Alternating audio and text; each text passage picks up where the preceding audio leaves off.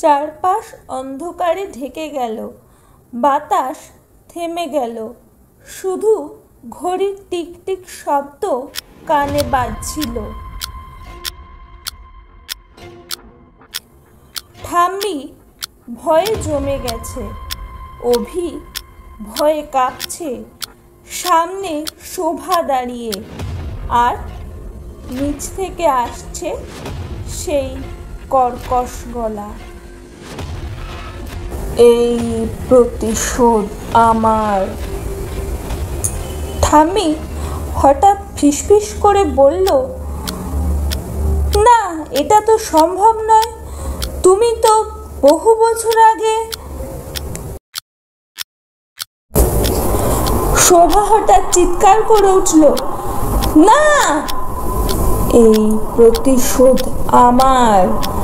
আমার জীবন কেড়ে নিয়েছিল, আমার বিশ্বাস ভেঙেছিল, আমি ছাড়ব না। ঘরের দেওয়াল কেঁপে উঠল। লাল রঙের গুঁড়ো বাতাসে ছড়িয়ে গেল। ছায়া থেকে আবারও গর্জন, শোভা, তুমি জানো না আসল সত্যিটা কি? ঠাম্মি আতঙ্কে অভির হাত চেপে ধরল।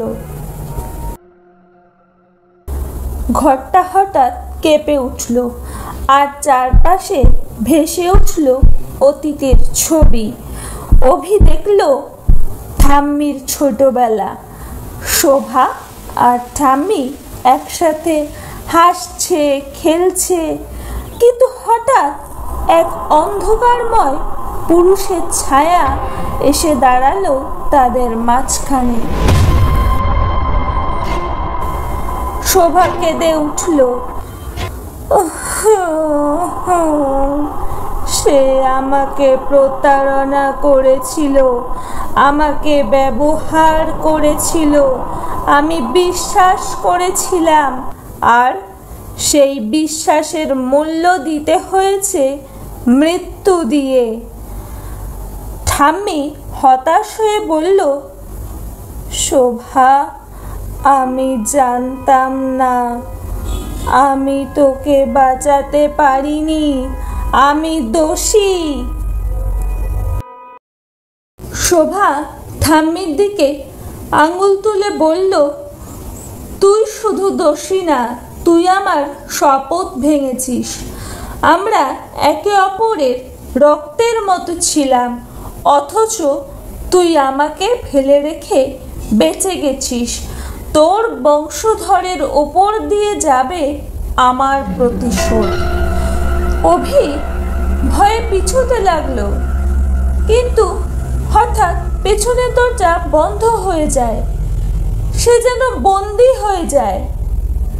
ঠাম্মি হাঁটু গেড়ে কাঁদতে লাগলো, শোভা, থাম, আমার নাতির কোনো দোষ নেই, আমাকে যা করার কর, ওকে ছেড়ে দে।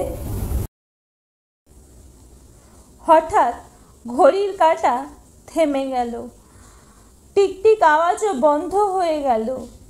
চারপাশে নীরবতা ছড়িয়ে পড়ল। তারপর ঘড়ির কাঁটা উল্টো দিকে ঘুরতে শুরু করলো। শোভা হাসল,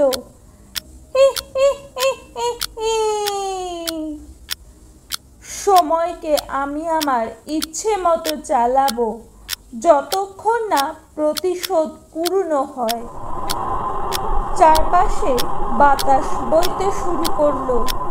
ঘরের সব প্রদীপ নিভে গেল।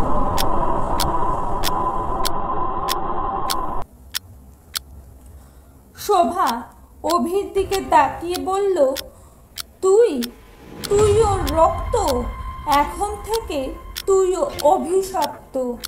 তুই যতই দূরে পালাস, এই ঘড়ির টিকটিক তোকে খুঁজে বের করবেই। অভির শরীর হিম হয়ে গেল। ঠান্ডা হাত যেন অভির কাঁধ ছুঁয়ে গেল। ঠাম্মি হঠাৎ চিৎকার করে উঠল, না শোভা, এই প্রতিশোধ থামা উচিত, না হলে তুইও শান্তি পাবি না। শোভা কিছুক্ষণ চুপ করে রইল। তারপর ধীরে ধীরে ফিসফিস করে বলল, শান্তি? আমার শান্তি কেড়ে নিয়েছিল সেই মানুষ, আর এখন তোমরা সবাই তার মূল্য দেবে। মাটিতে হঠাৎ লাল রঙের অদ্ভুত চিহ্ন তৈরি হলো। অভি দেখল সেটা একটা ঘড়ির মতো, যার ভেতরে আগুন জ্বলছে। শোভা বলল, এই হলো রক্তের চিহ্ন। এর ভেতর দিয়ে তোর জীবন চলবে।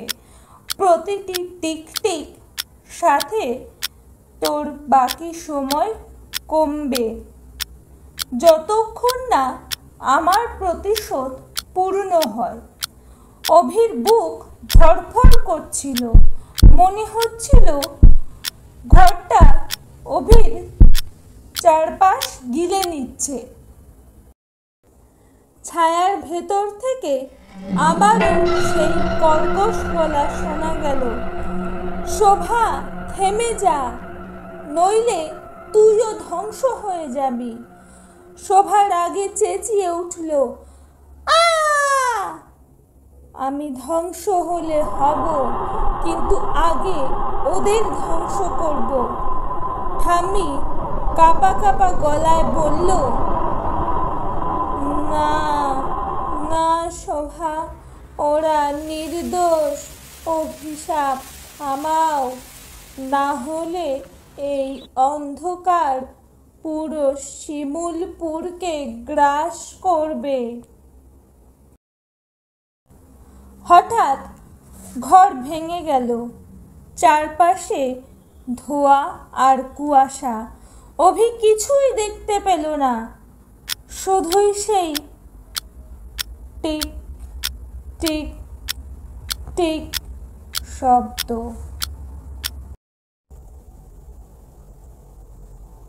অভি হঠাৎ জেগে উঠল, যেন দুঃস্বপ্ন থেকে বেরিয়ে এসেছে। কিন্তু চারপাশে তাকিয়ে দেখে অভি আর ঠাম্মি একা নেই। দেওয়ালে সেই লাল চিহ্ন এখনো জ্বলছে। হঠাৎ ঘড়ি আবার থেমে গেল। টিক টিক টিক, থাম। তারপর সেই ফিসফিস গলা, অভিশাপ শুরু হয়েছে। পালানোর কোনো পথ নেই। অন্ধকার সব গ্রাস করে নিল। পার্ট 4 এখানেই শেষ হলো। নেক্সট পর্বে আপনারা জানতে পারবেন সব কিছু শেষ কোথায়। আমাদের ঘড়ির টিকটিক সিরিজের শেষ পর্ব পার্ট 5 খুব শিগগিরই রিলিজ হচ্ছে। সাবস্ক্রাইব করে পাশে থাকুন।